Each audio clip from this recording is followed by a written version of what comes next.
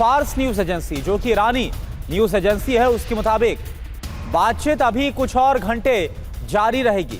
अब एक नया मसौदा तैयार किया जा रहा है।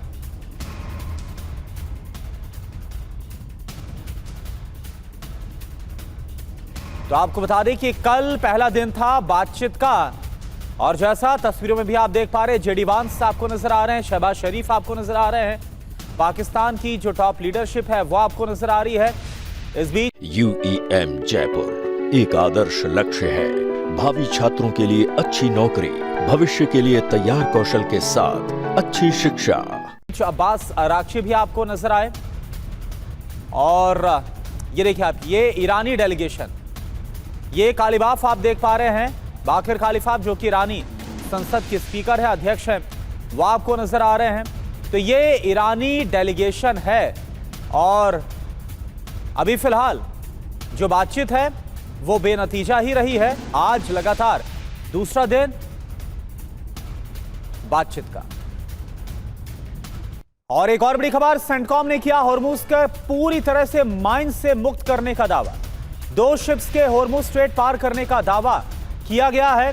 यूएसएस फ्रैंकी पीटरसन और यूएसएस माइकल मर्फी के पार करने का दावा। अरब की खाड़ी में बड़े मिशन के सफल होने का दावा। ईरान की सेना ने माइंस बिछाने का दावा किया था।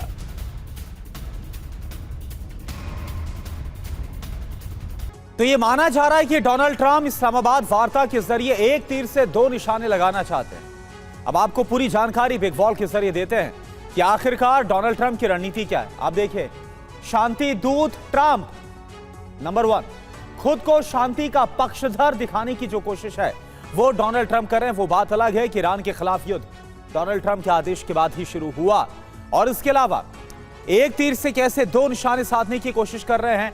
पहला पॉइंट आपके सामने, इस साल नवंबर में मध्यावधि चुनाव होने वाले हैं, ये दूसरा पॉइंट है, और इसमें एक तरह से जो माहौल डोनाल्ड ट्रंप के खिलाफ बनता हुआ नजर आया, अलग अलग मामलों को लेकर भी उससे बचने की कोशिश है। नंबर 3, युद्ध और महंगाई से ट्रंप पर जबरदस्त दबाव है, और इन सब से जो डोनाल्ड ट्रंप है वो खुद को बचाने की कोशिश कर रहे हैं। मागा यानी मेक अमेरिका ग्रेट अगेन समर्थकों के बीच लोकप्रियता भी घटी है। ना सिर्फ जो विरोधी है, बल्कि जो मागा सेगमेंट है उसके बीच भी डोनाल्ड ट्रंप लगातार अलोकप्रिय हो रहे हैं। वार्ता की मेज पर आकर शांति दिखाने की कोशिश की जा रही है डोनाल्ड ट्रंप की तरफ से कि वो शांति के पक्षधर हैं।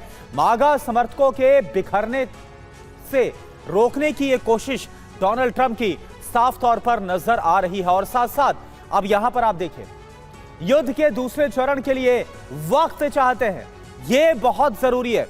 हालांकि डोनाल्ड ट्रंप लगातार यह बात डिक्लेयर कर रहे हैं कि अमेरिका जीत गया है, ताकि ग्राउंड ऑपरेशन शुरू किया जा सके। सभी जानते हैं कि क्या वाकई में जो मकसद अमेरिका का था वो पूरा हो पाया है। तो क्या ये जो सीजफायर 2 हफ्ते का अनाउंस किया गया, ये क्या एक तरह से डोनाल्ड ट्रंप टाइम बाय करने की कोशिश कर रहे हैं, ताकि जो ग्राउंड ऑपरेशन है वो अमेरिका शुरू कर पाए और अपनी जो तैयारियां हैं, जो नुकसान हुआ है, एक बार फिर से उसकी भरपाई करे और ईरान के खिलाफ आगे की जो कार्रवाई है वो करे।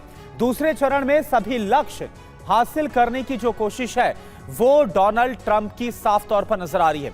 मागा समर्थकों के सामने युद्ध को खुद को विजेता दिखा सकें, तो ये जो डोनाल्ड ट्रंप है वो आप देखिए कैसे एक तीर से 2 निशाने साधते हुए नजर आ रहे हैं। यानी एक तरफ वो खुद को दुनिया के सामने शांति का पक्षधर दिखाने की कोशिश कर रहे हैं कि वो युद्ध नहीं, शांति चाहते हैं, और दूसरी तरफ एक तरह से उनके खिलाफ जो खुद मागा समर्थक हो रहे हैं उन सभी को साधने की कोशिश भी हो रही है।